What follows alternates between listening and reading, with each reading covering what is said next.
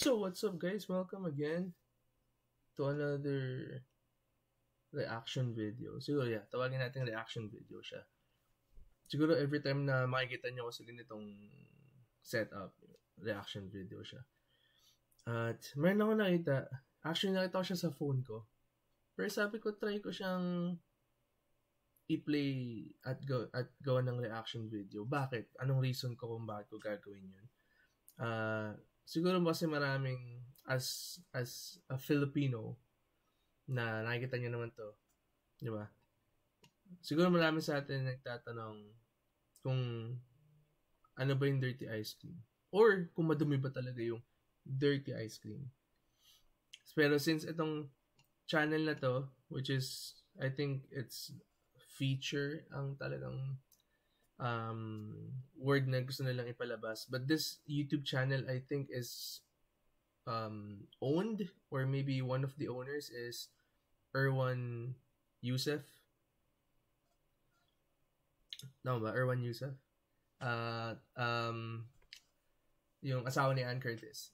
Diba? So, alam naman natin si Erwan is like, he likes cooking. So, siguro it's a good part of this channel na gawin nga itong reaction video. And I think a bonus dito is I'm using this na parang ipasa yung message na gusto niyang ipakita to other Filipinos, di ba, sa buong mundo, and get the true sense of ano ba yung dirty ice cream na to, tinatawag nila. So ngayon, huwag na tayo magpaligoy-ligoy pa. Banata na natin to bago pa banata ng iba. Zoom natin. Yan. Agad lang. Ayan! Napakagayon. Ito na. Kaya daw tinawag ito na dirty ice cream kasi yung foreigner may anak siya tapos may yaya. Ngayon, sabi nung bata, "Yaya, I like ice cream." No, it's a dirty. Kasi nga, ayaw niya maglibre kasi wala siyang pera. O di ang ginawa niya, gumawa lang siya ng kwento na mad-dirty daw. Kaya tinawag na dirty ice cream. Pero totoo yan, hindi siya dirty. Okay, so, alam naman natin na yung iba, skeptic. Kasi syempre, dirty ice cream. So, baka sumakit yung tiyan mo, yung mga ganun, kasi nga, dirty ice cream. Pero, since yung ibang tao naman, yung pag-iisip nila is parang siguro naman hindi madumi yan. Kasi kung madumi yan, di ba, hindi sana nagsumakit na yung mga tiyan ng mga kumakain. Sana walang bumibili, yung mga ganun. So, siguro, hindi ko alam kung totoo tong backstory na to, but I think, baka nga totoo, na parang kumalat na siya na dirty ice cream kasi nga sinabi ng babae na, huwag tayo bumili kasi madumi. Pero wala siyang pambili talaga. So, syempre foreigner yan. So, anak ng foreigner. Pero hindi natin alam. Baka hindi yun yung totoong kwento. Kung may alam kayo na totoong kwento, comment down nyo. And kung merong video nun, pwede nyong ilagay yung link. Pwede natin tignan. Pero I think itong lalaki na to is yung main nitong video na to, selling ice cream. So, tara, tuloy natin to. Kasi siyempre, kung madumi pa naman yan, kakain mo naman ako na ako gumagawa. Kakain mo naman anak ko. Di ba? Tama yun. Diba? Kasi kung gumagawa ng ice cream, or kahit hindi ice cream, kahit food in general, if you are cooking food or gumagawa ng pagkain, tapos ilalako mo siya, ibibenta mo siya, syempre, gusto mo malaman na masarap yung pagkain mo. Paano malaman yun? Titikman mo. Diba? Gusto mo malaman yung opinion ng ibang tao, papatikin mo sa mga kamag-anak mo, sa anak mo, sa asawa mo. Diba? Sabihin, oy, masarap to. Baka okay to, ganyan. Ngayon, ipapatikim, tama naman siya, ipapatikim mo ba kung marumi yan? Or titikman mo ba? O kakainin mo ba kung marumi yan? So, tuloy natin. Ganda ng machine, ha? Oh. Cookies and cream? Okay, okay. 6 Angels. Everyday Icons. Ganda ng pangalan. Everyday Icons. Ganda ng pagkakashoot, oh. Angle. Ako po si Marlon Canaway, 50 years old. dating nagtitinda ng ice cream, sa ngayon ay may maliit na ice creaman na pinamamalahaan ko. Nice. Tingnan nyo naman, di ba? Nagsimula lang siyang benta, ngayon may sarili na siya. So, kung madumi yan, hindi siya magkakaroon ng ganyan. Walang bibili. Hindi siya magkakaroon ng sarili niyang negosyo. Sa akin po ito ngayon, nasa 11 years na. Nasa 15 na tindero po ang lumalabas po natin ngayon. Ba't iba yung pangalan? Ako si Domingo Adobas. Nagtitinda ng ice cream simula 1973. 1973? Tanggal natin subtitle. 1973? 9 years na yun. 50 years? Grabe! 50 years? Yung ruta ko, pag wala ako dito sa Don Bosco, nasa Bacood ako, umiikot. Lumalabas ako ng alas 9 hanggang alas 5. Lakad ka ng lakad, talagang mahirap. Masakit yung paa ko. Kaya nga ako nagkukan dito, may upuan ako para yung paa ko, nare-relax yung paa ko, nakaupo ako. Yun nga lang yung ano doon. Actually, ano yun eh. Di ba sa Pilipinas, dami naglalako. Hindi lang naman ice cream kahit ano. Alam natin mga fishball, ganun, kwek-kwek, mga street food, at kung ano-ano pa. Di ba nagsisimula naman talaga sa paglalakad yan. Tapos, pag nakaipon konti, magkakaroon ng bike. Pag nakaipon konti, magiging motor. Yung motor na yung gagamitin nila. So, ano talaga, nagsisimula talaga yan ng talagang sobrang hirap. And ako personally, gusto ko bumibili sa mga ganito, yung mga naglalako. Kasi, number one, mga iba-ibang rason. Pero siguro unang rason, kasi mura. Alam naman natin na mura. Kahit ngayon nagmahal na, mura pa din. Kumpara sa yung mga talagang restaurant. Pangalawa, yung suporta na nabibigay natin din sa kanila is malaking bagay din sa kanila. At sinasabi ko to, hindi lang dahil yung mga nasa Pilipinas na nagbebenta, naglalako. Pero, kahit na sa ibang bansa ka pumunta, pag may naglalako, parang mas gusto mo din bumili.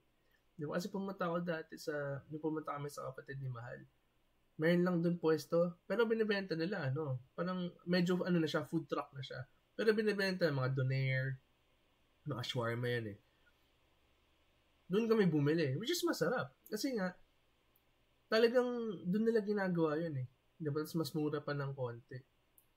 Hindi naman sumakit tiyan ko. Wala naman. Tapos pumunta kami Mexico. Bumili ako ng, nyog. Kasi dito wala naman yung nyog na naglalako. So bumili ako sa Mexico. Yun, fresh yun. Alam mo, hindi siya processed, hindi siya frozen, yung mga ganun. So, para sa akin, sumusuporta ka, siguro mas fresh pa yung kinakain mo. Although, hindi mo alam kung malinis o madumi siguro. Hindi natin alam, hindi ko rin alam. Pero, hindi naman siguro bibili yung ibang tao kung madumi. Diba? Or sasakit yung pakiramdam mo, yung tiyan mo, ganun. Pero, yun nga lang. Yun lang yung yung take ko dito, yung parang feedback ko, insight ko is talagang mas gusto ko na bumibili sa kanila. Sa Pilipinas. Ng taho, yung mga ganyan. Yan. Balikan na natin to. Wala kaming masabi sa kanya. Siya ang lahat ng naging manager ng ice creaman, may-ari. Siya ang pinakamabait na may-ari. Dati siyang tindero na ganito. Kaya alam niya kung paano ang gawa dito, paano ang trabaho nito. 6 angels kasi ang anak ko kasi 6 eh. Doon ko na kinuha eh.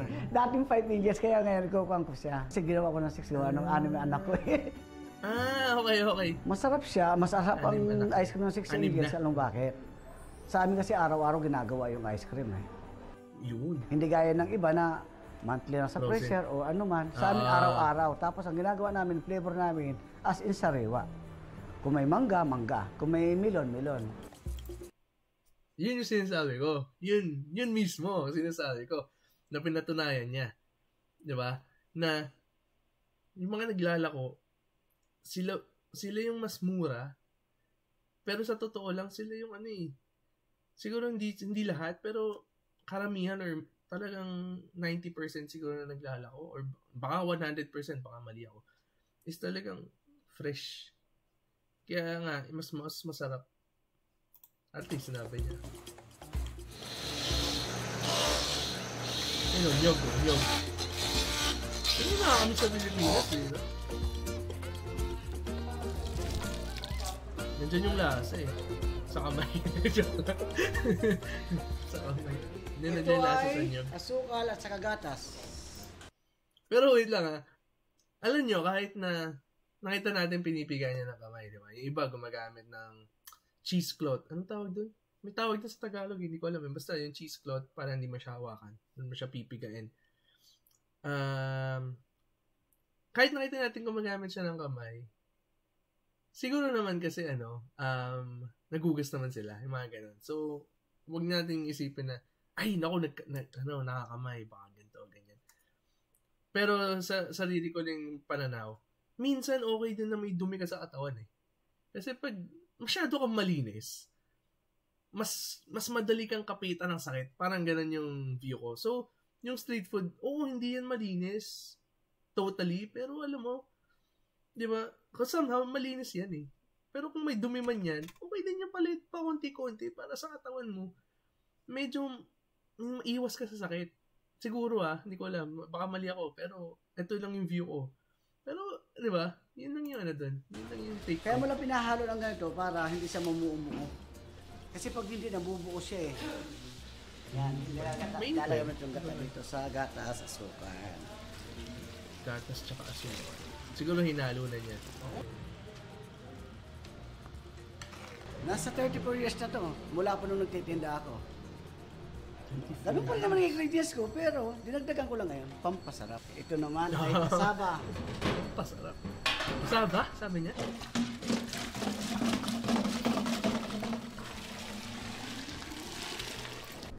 Sorry stop ako ng stop. Pero gusto ko lang banggitin na yung isa pang dahilan kung sa tingin ko rin kung bakit masarap yung mga ganito. Kasi mano-mano siya ginagawa. Alam mo yung iba na parang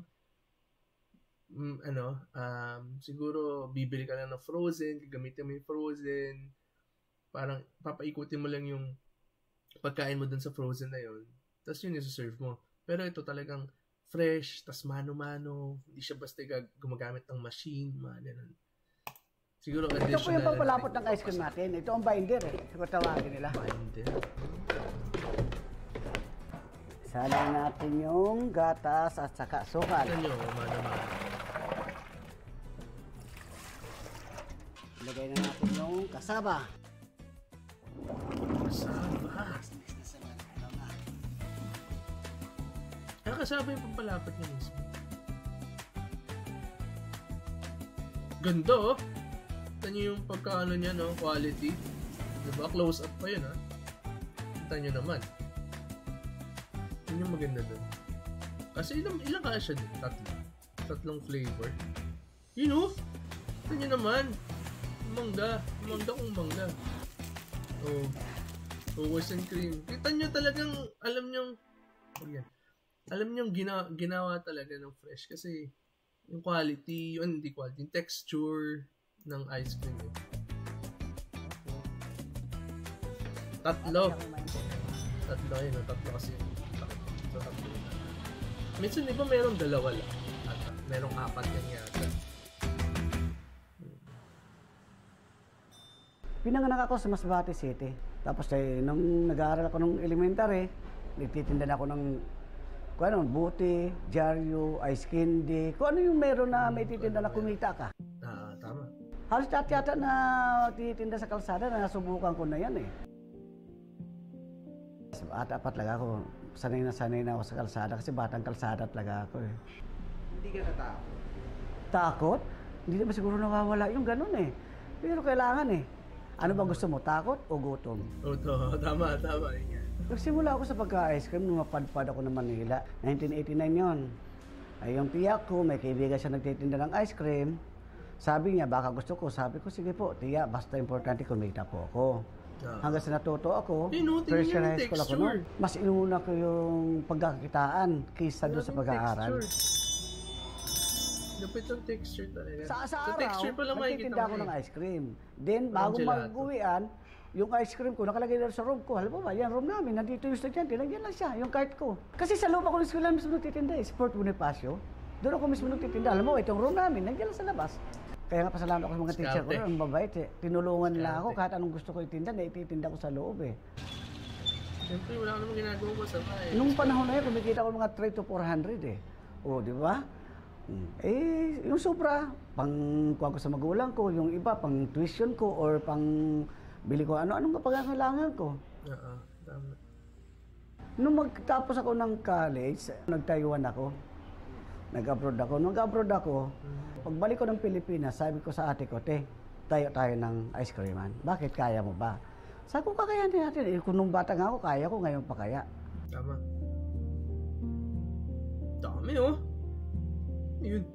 May popsicle ba Nung yun? magkaroon ako ng kunting budget na naman, nagtayo ko ng sarili ko. Para kasi kahit pa paano, kasi kung sosyo kayo, kahit pa paano, maghahati kayo ng kita. Eh dito eh, solo ko na eh. Ang mga kahati ko rito, mga anak ko na lang, o para sa pamilya ko na. Lahat ng paghihirap ko. Kaya sabi ko nga, God, thank you po. At lahat ng hiniling ko, binigay mo sa akin.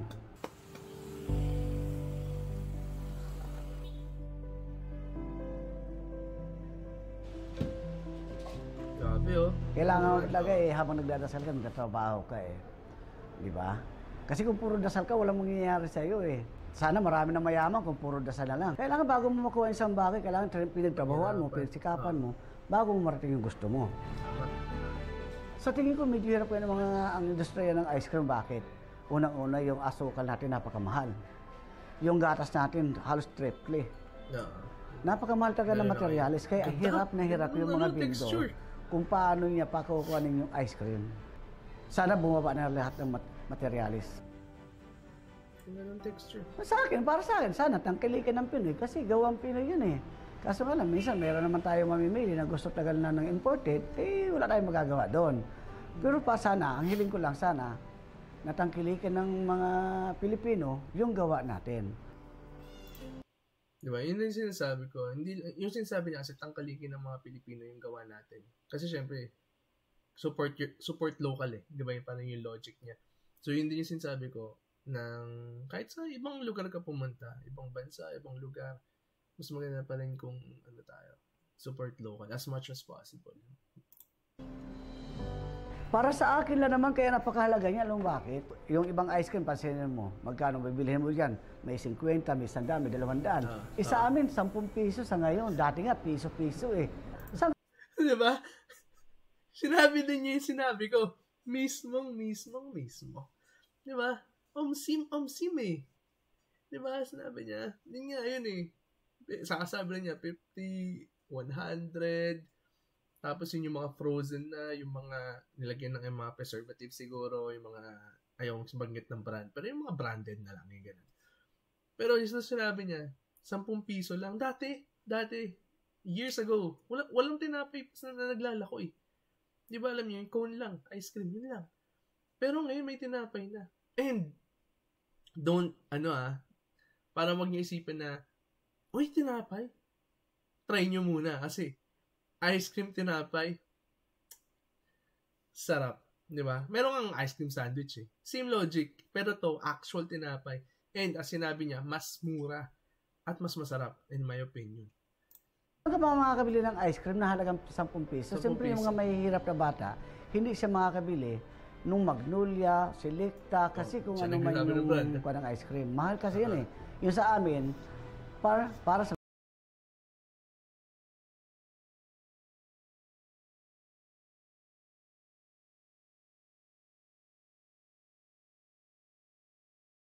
sinabi niya para sa mga bata. I think hindi lang siya para sa mga bata. Para siya sa lahat ng edad na pwedeng kumain ng ice cream. Diba? Hindi naman lahat pwedeng kumain. Pero lahat ng edad, lahat ng lahi, hindi lang Pilipino. Diba? Para sa lahat yan. And yun lang guys. Bigyan natin kung meron. Okay, wala na yan. Okay. Yun. So at least nalaman natin a little history about it. Kasi ako mismo hindi ko alam. Ngayon nakita ko to, sabi ko, uy, parang maganda to na, tingnan natin kung ano yung meron sa video na to na information. Diba? So, natutunan natin yung history, kung totoo man yun. Kasi baka hindi totoo. Sabi ko nga, comment down below kung hindi yun yung totoo. Or kung hindi talaga yun yung back story. Again guys, gusto ko lang sabihin, maraming salamat sa lahat ng nanood, sa lahat ng mga manonood, sa lahat ng sumusuporta, at sa lahat ng susuporta pa. Sana hindi po kayo magsawa. Continue to watch my videos, continue to support me, support us, at sabay-sabay po tayong umangat sa buhay. Don't forget to like, comment, share, and subscribe po sa channel ko. Turn on the bell notification para notified kayo every time na bago tayong video. Iba-iba tong videos natin. Makikita nyo may mga reaction videos, may mga parang daily life videos, iba-ibang travel videos. Yun guys, maraming salamat po sa inyo. Bagong taon na, bagong buhay, sabay-sabay tayo umangat at supportahan natin ang isa't isa. I'll see you sa susunod na video. Peace.